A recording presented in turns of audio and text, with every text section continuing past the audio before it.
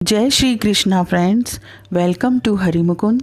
आइए आज श्रीमद् भागवत पुराण के 10वें स्कंद का 7वां अध्याय शुरू करते हैं। इसमें शकट भंजन और तृणावर्त के उद्धार की कथा बताई गई है। राजा परीक्षित ने श्री सुखदेव जी से पूछा, सर्वशक्तिमान भगवान श्री हरि अनेकों अवतार धारण करके बहुत सी सुंदर एवं सुनने में मधुर लीलाएं करते हैं। वे सभी मेरे हृदय को बहुत प्रिय लगती हैं। उनके श्रवण मात्र से भगवत संबंधी कथा से अरुचि और विविध विषयों की तृष्णा भाग जाती है। मनुष्य का अंतःकरण शीघ्र से शीघ्र शुद्ध हो जाता है। भगवान के चरणों में भक्ति और उनके भक्त जनों से प्रेम भी प्राप्त हो जाता है। यदि आप मुझे उनके श्रवण का अधिकारी समझते हो तो भगवान की उन्हीं मनोहर लीलाओं का वर्णन कीजिए। भगवान श्री कृष्ण ने मनुष्य लोक में प्रकट होकर मनुष्य जाति के स्वभाव का अनुसरण करते हुए जो बाल लीलाएं की हैं, अवश्य ही वे अत्यंत अद्भुत हैं। इसीलिए आप अब उनकी दूसरी बाल लीलाओं का भी वर्णन कीजिए। श्री सुखदेव जी कहते हैं, एक बार भगवान श्री कृष्ण के करवट बदलने का अभिषेक उत्सव मनाया जा रहा था। उसी दिन उनका जन्म नक्षत्र भी था। घर में बहुत सी स्त्रियों की भीड़ लगी हुई थी। गाना बजाना हो रहा था। उन्हीं स्त्रियों के बीच में खड़ी हुई सती साध्वी यशोदा जी ने अपने पुत्र का अभिषेक किया। उस समय ब्राह्मण लोग मंत्र पढ़कर आशीर्वाद दे रहे थे। नंद रानी यशोदा जी ने ब्राह्मणों का खूब पूजन सम्मान किया। उन्हें अन्न, वस्त्र, माला, गाय आदि मुंह मांगी वस्तुएं दी। जब यशोदा ने उन ब्राह्मणों द्वारा स्वस्ति वाचन कराकर स्वयं बालक के नहलाने आदि का कार्य संपन्न कर लिया, तब यह देखकर कि मेरे लल्ला के नेत्रों में नींद आ रही है, अपने पुत्र को धीरे से शैया पर सुला दिया। थोड़ी देर में श्याम सुंदर की आंखें खुली तो वे भूख से रोने लगे। उस समय मनस्विनी यशोदा जी उत्सव में आए हुए व्रजवासियों के स्वागत सत्कार में बहुत ही तन्मय हो रही थीं, इसलिए उन्हें श्री कृष्ण का रोना सुनाई नहीं पड़ा। तब श्री कृष्ण रोते रोते अपने पांव उछालने लगे। शिशु श्री कृष्ण एक छकड़े के नीचे सोए हुए थे। उनके पांव अभी लाल लाल कोपलों के समान बड़े ही कोमल और नन्हे नन्हे थे, परंतु वह नन्हा सा पांव लगते ही विशाल छकड़ा उलट गया।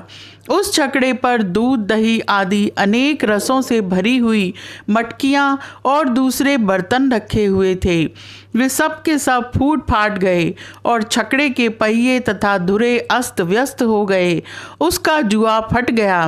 करवट बदलने के उत्सव में जितनी भी स्त्रियां आई हुई थीं, वे सब और यशोदा, रोहिणी, नंद बाबा और गोपगण इस विचित्र घटना को देखकर व्याकुल हो गए। वे आपस में कहने लगे, अरे यह क्या हो गया? यह छकड़ा अपने आप कैसे उलट गया? वे इसका कोई कारण निश्चित न कर सके। वहाँ खेलते हुए बालकों ने गोपों और गोपियों से कहा कि इस कृष्ण ने ही तो रोते रोते अपने पाँव की ठोकर से इसे उलट दिया है, इसमें कोई संदेह नहीं। परंतु गोपों ने उसे बालकों की बात मानकर उस पर विश्वास नहीं किया। ठीक ही है, वे गोप उस बालक के अनंत बल को नहीं जानते थे। यशोदा जी ने समझा यह किसी ग्रह आदि का उत्पात है। उन्होंने अपने रोते हुए लाडले लाल को गोद में लेकर ब्राह्मणों से वेद मंत्रों के द्वारा शांति पाठ करवाया। बलवान गोपों ने छकड़े को फिर सीधा कर दिया। उस पर पहले की तरह सारी सामग्री रख दी गई। ब्राह्मणों ने हवन किया और दही, अक्षत, कुश तथा जल के द्वारा भगवान और उस छकड़े की पूजा की, जो किसी के गुणों में दोष नहीं निकालते, झूठ नहीं बोलते, दंभ, ईर्ष्या और हिंसा नहीं करते तथा अभिमान से रहित हैं। उन सत्यशील ब्राह्मणों का आशीर्वाद कभी विफल नहीं होता। यह सोचकर नंद बाबा ने बालक को गोद में उठा लिया और ब्राह्मणों से साम, ऋक और यजुर्वेद यजुर्वेद के मंत्रों द्वारा संस्कृत एवं पवित्र औषधियों से युक्त जल से अभिषेक कराया। उन्होंने बड़ी एकाग्रता से स्वस्त्ययन पाठ और हवन कराकर ब्राह्मणों को अति उत्तम अन्न का भोजन कराया। इसके बाद नंद बाबा ने अपने पुत्र की उन्नति और अभिवृद्धि की कामना से ब्राह्मणों को सर्वगुण संपन्न बहुत सी गौएं दीं। वे गौएं वस्त्र, पुष्पमाला और सोने के हारों से सजी हुई थीं। ब्राह्मणों ने उन्हें आशीर्वाद दिया। यह बात स्पष्ट है कि जो वेद वेत्ता और सदाचारी ब्राह्मण होते हैं उनका आशीर्वाद कभी निष्फल नहीं होता। एक दिन की बात है, सती यशोदा जी अपने प्यारे लल्ला को गोद में लेकर दुलार रही थीं। सहसा श्री कृष्ण चट्टान के समान भारी बन गए। वे उनका भार न सह सकी। उन्होंने भार से पीड़ित होकर श्री कृष्ण को पृथ्वी पर बिठा दिया। इस नई घटना से वे अत्यंत चकित हो रही थीं। इसके बाद उन्होंने भगवान पुरुषोत्तम का स्मरण किया और घर के काम में लग गईं। तृणावर्त नाम का एक दैत्य था। वह कंस का निजी सेवक था। कंस की प्रेरणा से ही बवंडर के रूप में वह गोकुल में आया और बैठे हुए बालक श्री कृष्ण को उड़ाकर आकाश में ले गया। उसने व्रजरज से सारे गोकुल को ढक दिया और लोगों की देखने की शक्ति हर ली। उसके अत्यंत भयंकर शब्द से 10 दिशाएं कांप उठीं। सारा ब्रज 2 घड़ी तक रज और तम से ढका रहा। यशोदा जी ने अपने पुत्र को जहाँ बैठा दिया था वहाँ जाकर देखा तो श्री कृष्ण वहाँ नहीं थे। उस समय तृणावर्त ने बवंडर रूप से इतनी बालू उड़ा रखी थी कि सभी लोग अत्यंत उद्विग्न और बेसुध हो गए थे। उन्हें अपना पराया कुछ भी नहीं सूझ रहा था। उस जोर की आंधी और धूल की वर्षा में अपने पुत्र का पता ना पाकर यशोदा को बड़ा शोक हुआ। वे अपने पुत्र की याद करके बहुत ही दीन हो गईं और बछड़े के मर जाने पर गाय की जो दशा हो जाती है वही दशा उनकी हो गई।